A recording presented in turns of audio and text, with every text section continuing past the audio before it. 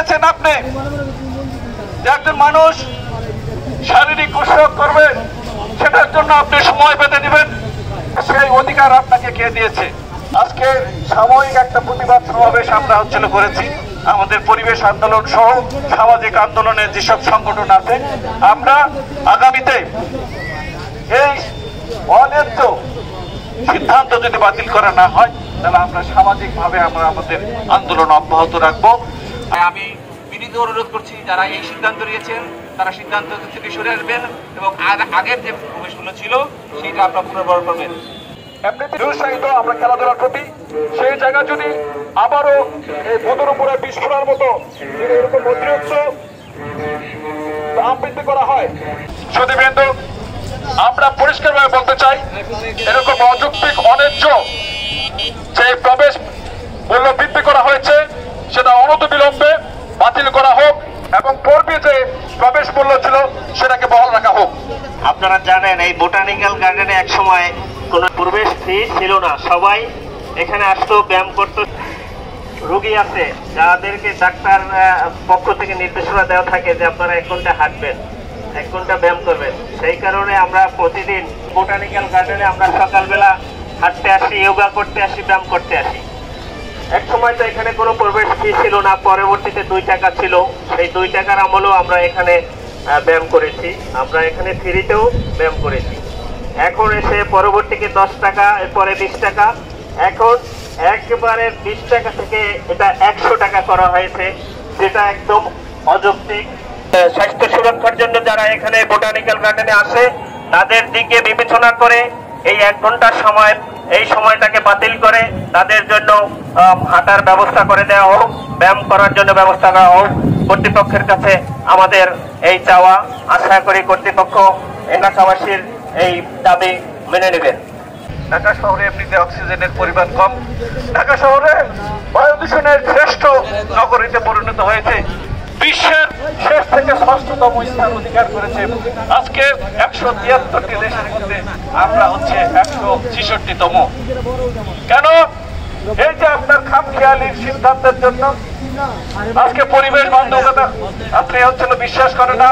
আপনি অনেক পুরস্কার নিয়েছেন, মাননীয় পরিবেশ মন্ত্রী, আমরা সকলেই জানি আপনি এখন ক্লিন ইমেজের একজন মানুষ, কিন্তু আপনার মন্ত্রণালয় কিভাবে এরকম একটি সিদ্ধান্ত বাস্তবায়নের জন্য আজকে সিদ্ধান্ত নিয়েছে আমাদের বোধগম্য হয় না। আমি আপনাকে বলেছি কয়েকদিন আগে যে আপনার সঙ্গে আমরা দেখা করতে যাব, অনেকগুলো ইস্যু আছে। আজকে এইটা আরেকটু ইস্যুতে পরিণত করলেন আপনি। আজকে কেন এই সাধারণ মানুষের পকেটে আপনারা লাথি মারতেছেন? আমরা এখানে আজকে সাময়িক একটা প্রতিবাদ সমাবেশ আমরা করেছি আমাদের পরিবেশ আন্দোলন সহ সামাজিক আন্দোলনের যেসব সংগঠন আছে, আমরা আগামীতে এই অন্যায্য সিদ্ধান্ত যদি বাতিল করা না হয় তাহলে আমরা সামাজিকভাবে আমরা আমাদের আন্দোলন অব্যাহত রাখবো। আমরা মনে করি যে আপনাদের এরকম সিদ্ধান্ত আমাদের প্রকৃতি এবং পরিবেশের জন্য হুমকি স্বরূপ। আজকে এখানে প্রতিদিন সকালবেলা এখানে যারা এসেছিলেন, আজকে ঘন্টা বেঁধে দিয়েছে। কোথায় পেয়েছেন আপনি যে একজন মানুষ শারীরিক কসরত করবেন, সেটার জন্য আপনি সময় পেতে দিবেন? সেই নির্দেশনা বা সেই অধিকার আপনাকে কে দিয়েছে? 1 ঘন্টা সময় উনি ব্যাখ্যা করলেন। এখানে আসতে তার মানে 5টা 6টা যদি আসতে হয় তার মানে কি 5টা থেকে ঘর থেকে বেরোতে হবে? তাহলে ওই পরিবারের তারা কাজটা করবে কখন? ছেলেবেলে স্কুলে সকলকে পাঠাতে হয়। আজকে যে সিদ্ধান্ত নিয়েছেন আমরা মনে করব যে অবিবেচকের মতো আপনারা সেই সিদ্ধান্ত নিয়েছেন। আমরা জানি বাজার সিন্ডিকেট হয়, ব্যবসায়িকরা সিন্ডিকেট করে মূল্য বৃদ্ধি করে, আমাদের মন্ত্রীরা বলে আমরা সিন্ডিকেটের সঙ্গে পারি না, কিন্তু আপনি 5 গুণ বাড়িয়ে দিলেন। এইটা কোন সিন্ডিকেটের জন্য? তাদের জন্য আপনি এই বৃদ্ধিটা করলেন। আপনিও কি সিন্ডিকেটের মধ্যে পড়েছেন যে জনগণের টাকা পকেট করার জন্য? আজকে অবিলম্বে আমরা দাবি যায় যে অন্যায্য আপনি সিদ্ধান্ত নিয়েছেন সেই সিদ্ধান্ত থেকে ফিরে আসবেন এবং আমাদের যে দাবি সেই দাবি এবং পূর্বের যে মূল্য ছিল সেই মূল্য 20 টাকা এবং কোন লিমিট যারা শারীরিক ব্যায়ামের জন্য আসেন, যোগা করতে আসেন, তাদের কোনো লিমিট বা সময়ের কোনো আমরা নির্ধারিত সময় আমরা আসলে চাই না।